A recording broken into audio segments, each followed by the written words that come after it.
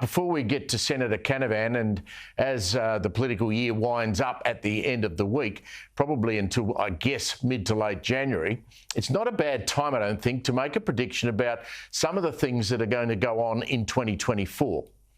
Now, I predict one of the biggest and most divisive issues next year, and I'm sure Matt will have a view on this, is going to be the impact of green energy projects, wind, solar and transmission lines that they are going to have on regional Australia. Now, the battle over food-producing real estate and the largely foreign-backed green energy projects is going to get very ugly, I tip. It is, in fact, very ugly already in many parts of regional Australia. It is just that for city folk, it's out of sight and out of mind. Now, trust me, it is going to be a major issue next year as the Labor governments right around Australia, state and federal, push desperately to meet those impossible-to-meet emissions targets as the climate change clock keeps ticking. Now, take a New Deal in New South Wales. I was shocked when I read this morning. It's reported in the Australian newspaper. Now, I might have been asleep at the wheel, but I had never heard of the Central-West Orana zone project. Now, apparently it was legislated way back in 2018. It's in the news today because a contract has been signed with a Spanish, French and Australian consortium to develop this Orana project. But it is the sheer scale of what is intended here that will divide communities surrounding Dubbo, in fact, divide communities right around the country, including the Central West. This wind and solar zone has a footprint of 20,000 square kilometres. 20,000, let me repeat that, 20,000 square kilometres, not metres, kilometres. Now, as I said, Dubbo is at its centre. It takes in Mudgee to the east, Narromine is on the edge going west, and Gilgandra to the north. So what is this thing exactly?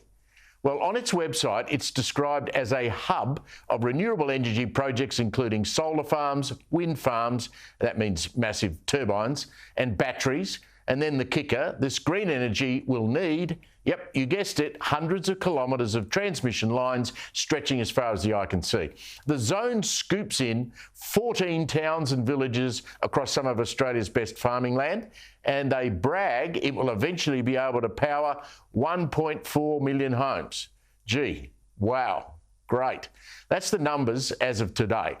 And the main contractors, Acciona from Spain and Cobra from France. So, foreign companies installing foreign-made panels and foreign-made wind turbines on prime Australian agricultural land. So why don't we know more about this huge project?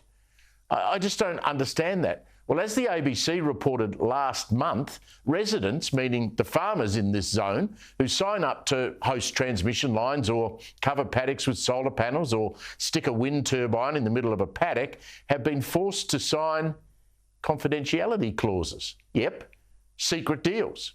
Now, the CEO of an outfit called Squadron Energy was quoted by the ABC defending these secret provisions. Jason Willoughby said they were a safeguard for all involved, and then this spin. He said, quote, because these voluntary agreements include personal and commercially sensitive information for both parties, confidentiality clauses are included. Now, one local in that report said this was splitting the community apart. And you'd have to agree. How would you feel if your Central West rural property had a magnificent view and the neighbour over the road strikes a secret deal to whack up a giant wind turbine right in your line of sight? One family was offered, can you believe this, a measly $5,000 in compensation. That was later increased to $10,000 for them to, say, OK, we don't mind if the neighbouring farm sign one of these things to deal to whack it up in front of it, but if you pay us the money, no problem. The other problem city folk don't hear about, this family's insurance bill, and this is at the nub of this, the insurance bill for that property doubled year on year, and they claim this is because insurers are not comfortable with all the engineered green machinery being plonked next to agriculture. Now, trust me, this is going to be a huge issue. Already, farmers in Victoria are refusing to host transmission lines in the Western Districts, and it will be happening Australia-wide. This will be the battle of 2024.